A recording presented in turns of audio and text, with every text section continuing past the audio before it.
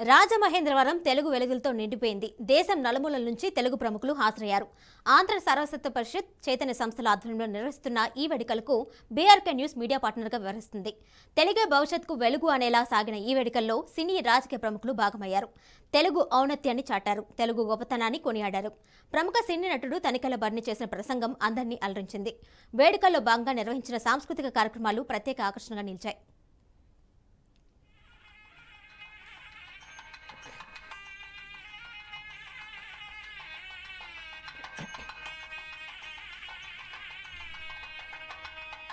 భీషణతో సుసంపన్నం చేసినటువంటి మహా మనీషి ఆయన తన కాలాన్ని తెలుగు సాహిత్యాన్ని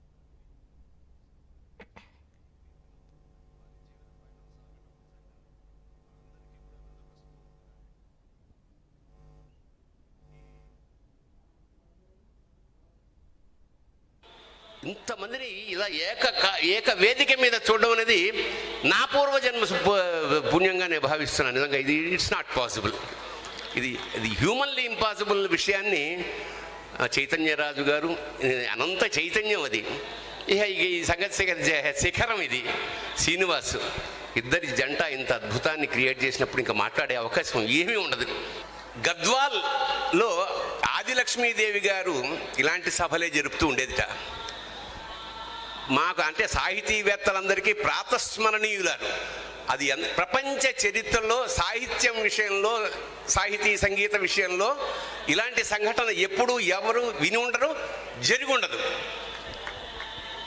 ఇలాగా మహానుభావులందరినీ ఆహ్వానించి ఒక వారం రోజులు కార్యక్రమాలు జరిపి రెడ్ కార్పెట్ లాగా ఒక వైట్ కార్పెట్ పరిచేది ఆవిడ.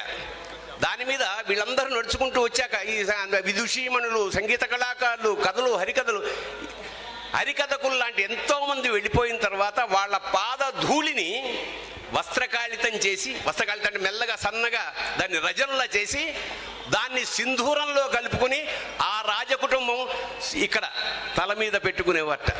ప్రపంచ చరిత్రలో ఏ సాహిత్యానికి, తెలుగు సాహిత్యానికి అంత పట్టం కట్టిన ఆదిలక్ష్మీదేవి గారిని మళ్ళీ స్మరించుకుంటూ అదే స్థాయిలో చైతన్యరాజు గారు వాళ్ళు చేశారని, ఇది కూడా చరిత్రలో మిగిలిపోతుందని మనస్ఫూర్తిగా. ఈ ఫోటో 10 ఏళ్ల తర్వాత, 50 ఏళ్ల తర్వాత మనకు దొరకదు. ఇది అందరు గుండెల్లో ఇది ఫోటో తీసి పెట్టుకోండి దయచేసి.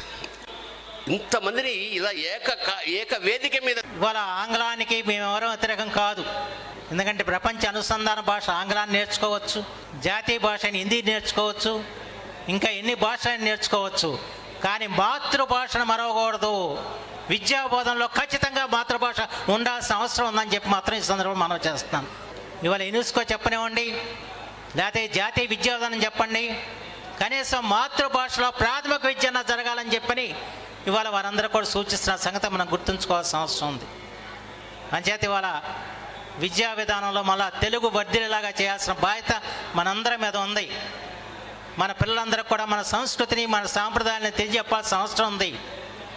మహోన్నతమైన వారసత్వానికి మనం ప్రతినిధులు అన్న విషయాన్ని జాతికి గుర్తు చేయాల్సిన అవసరం ఉంది. ఇవాళ ఈ వేదిక మీద ఎంతమంది మహోన్నతులైన వారసుల్ని మనం చూసే అవకాశం మనకు కలిగింది. అలా కలిగించి అలాంటి ఆలోచన చేసిన వ్యక్తి మా గజ్జల శ్రీనివాస్, నేను హృదయపూర్వకంగా అభినందిస్తున్నాను. నాకు రాజమండ్రి అంటే మహా గౌరవం. ఎందుకంటే రాజమండ్రిలో ఎవరైనా గడ్డ విసిరితే ఏదో ఒక మహనీయుడు యొక్క వారసుడు తగిలిద్ది, దాంట్లో అనుమానం లేదు. అంతమంది వారసులు ఉంది ఒక రాజమండ్రిలో తప్ప ఇంకా ఎక్కడ కనపడరు. నేను రాజమండ్రిలో ఏ సమావేశానికి వెళ్ళినా ఎవరో ఒక స్వాతంత్ర సమర వారసుడు, ఒక కవి వారసుడు, ఒక నాటకుడు వారసుడు కనబడుతూ ఉంటారు. అంతమంది వారసుల నిలయం.